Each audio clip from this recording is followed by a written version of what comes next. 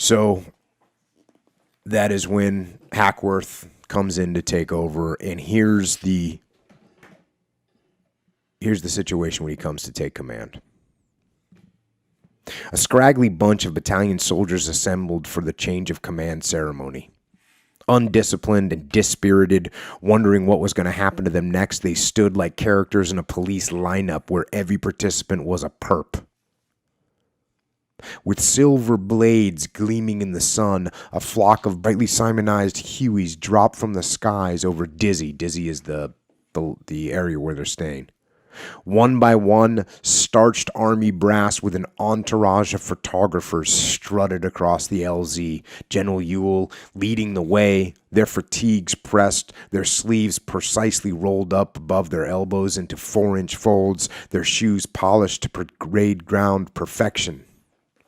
To the grunts, they must have looked like aliens from outer space. I stood soldier straight and watched those from on high pay absolutely no attention to the assembled troops, the men from their battalion, their division. For them, the boys on the line were beside the point, more pawns to be ignored. It disgusted me. In the 9th Division, the gap between the brass and the grunts looked unbridgeable. So if you remember, Hackworth was a grunt. He came as an enlisted guy. He was a junior army person, and he came up through the ranks. So when he sees this behavior of these senior leaders, which he already knows that they're back with miniature golf courses and pools, and now he sees them show up. They're in their starched camis. They're looking all perfect, and they don't even pay attention to these troopers. Even if they were to say, look, you guys look like crap. What is wrong with you? Get it together. Even if they were to say that, at least it'd be recognition. Yeah. But to just ignore them.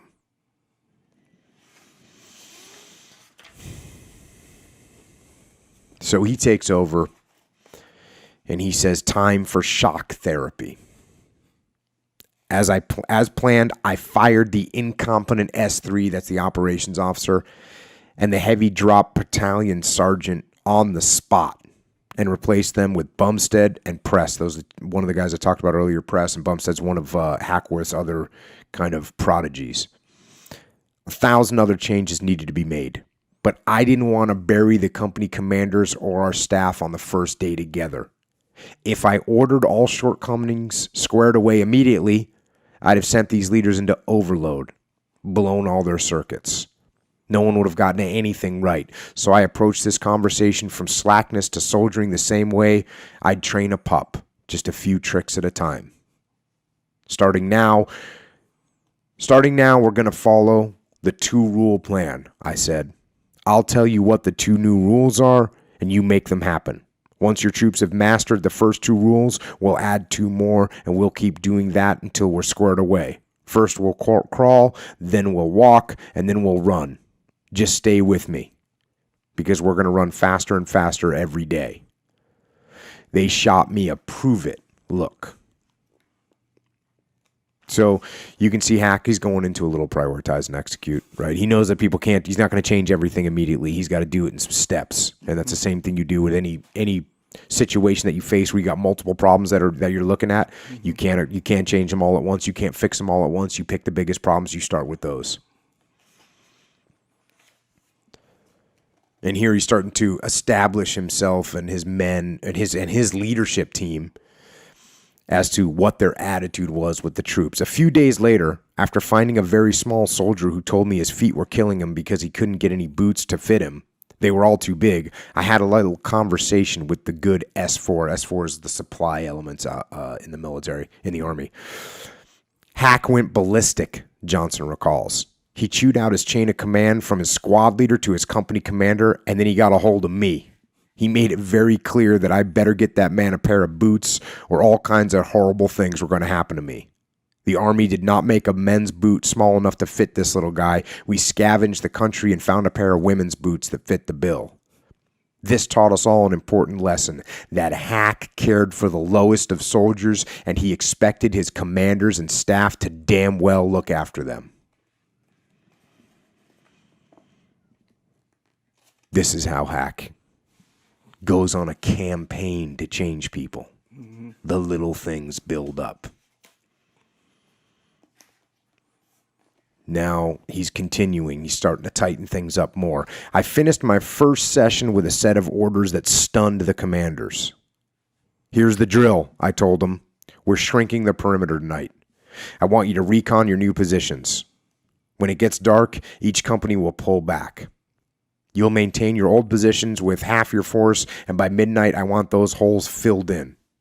I want nothing left that the enemy can use, particularly holes that the VC can hop into if they attack. All your people will be at 100% stand to, ready to fight in the new positions by midnight. I expect total light and noise discipline. Remember, nothing happens other than reconning until after dark. You've got to always remember that the enemy's out there in the bush watching our every move. And he's always looking for a weak spot to knock your cock stiff and close down the show. You call me at midnight from the new positions. Midnight. Understood? The commanders went out to brief their troops. My orders went down like an iron kite. Preparing a fighting position is hard, sweaty work.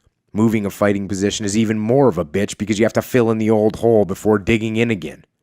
It sucks in any circumstances. They hated my guts. And now he does the same thing with the leadership element, which works in what's called the TOC, the Tactical Operations Center. He says, and all the TOC personnel, regardless of rank, were ordered to dig in individual foxholes around it. They'd live there when not on duty. My TOC order had a twofold purpose. Having a bunkered command post made it much harder for Charlie to take out the battalion op center with a one well-directed round, which remarkably, he hadn't already done. And if Charlie hammered the battalion with incoming fire or penetrated our outer line, we'd have an inner perimeter of staff weenies to hold off the enemy while we fought the good fight and called in supporting fires. Plus, the staff would be setting a positive example for all the line soldiers. We'd live exactly like the grunts. We'd sleep on the ground like Stonewall Jackson did during the Civil War. No one would have a plush deal anymore. Common theme, we've heard that one before.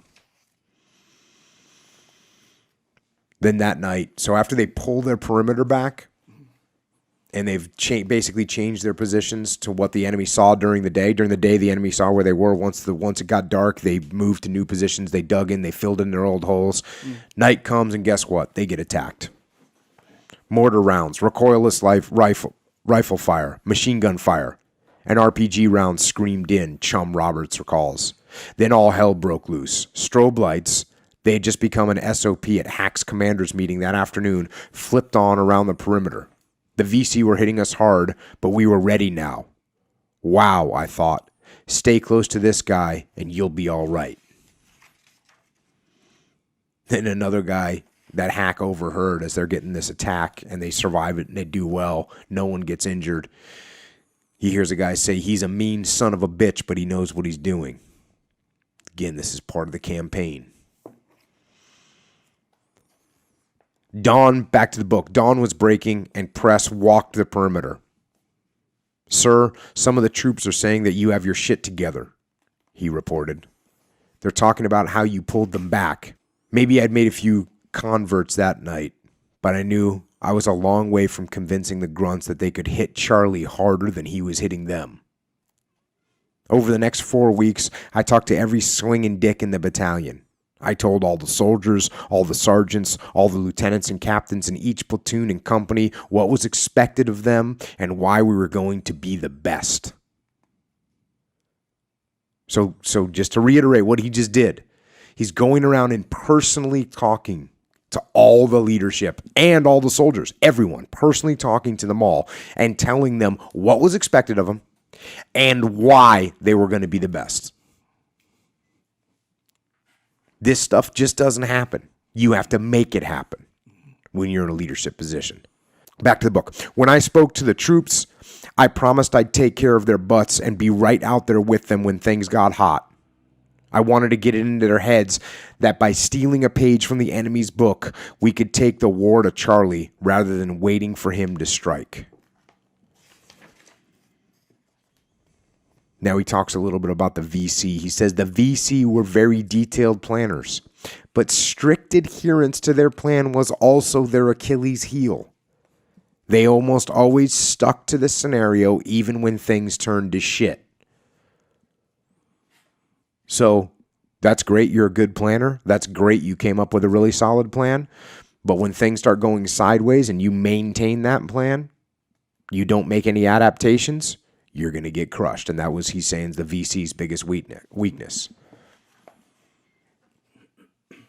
I also had all our leaders read a pamphlet of combat rules and tips from articles I'd written that I put together as the Battalion Combat Leader's Guide. I wanted them to get in their heads both how Charlie fought and thought, and how I fought and thought. I wanted to build an offensive team to make Charlie react to us instead of calling the shots as he was doing all over Vietnam. I stressed how we'd find him by being hardcore and agile, using stealth and cunning, and how he could turn his very own tactics against him. And I breezed over this, but the other things that he had all of his people read was Mao's Little Red Book, which was the communist, sort of manifesto about fighting, and then Vietnam Primer, which is another book that Hackworth put together. So he'd have everybody. He was educating the troops. He was educating the leadership, not just on how he was going to do things, but on how the enemy thought. And this is a rehash from About Face, but let's just go ahead and rehash it. I brought back saluting, a sign of military discipline that had been swallowed up by the rice paddy mud. Then I added a twist. When a soldier saluted, I required him to sound off with a loud, hardcore recondo, sir. To which the officer would reply, no fucking slack. The salute, discipline aside, also built unit pride. The name Recondo, a combination of reconnaissance and infantry doughboy, came from the rugged hands-on training the 101st Airborne Division practiced at Fort Campbell. Training modeled after the British Commando and American Ranger courses. Hank Emerson had named the 1st Brigade the Recondo Brigade to make the unit feel elite, like an airborne outfit. Hitchhiking on this idea, I named the 439th the Hardcore Recondos. Bob Press hired a machine shop in Saigon to make small black metal Recondo arrowhead pins, which the men quickly began wearing. We painted the Recondo insignia on the sides of our helmets and on all of our vehicles just below the windshield, along with a large white hardcore. We painted the same insignia on company and battalion signs at the fire bases and back at our rear area in Dong Tam. We also had sharp-looking hardcore Recondo stationery printed up and gave it to the troops, and all outgoing mail was stamped with the Recondo logo. All of this said, we're different. We're not just plain old infantry, we're the best. Hardcore Recondos. We drove the point home that in infantry combat, the team, the squad, platoon, and company was the primary instrument and inspiration. We stressed pride in itself, pride in unit, and never let a buddy down. Rifle company designations were changed from the conventional Alpha, Bravo, Charlie, and Delta to Alert, Battle, Claymore, and Dagger, which went down as Mickey Mouse until the troops got into it and began to think it was very cool.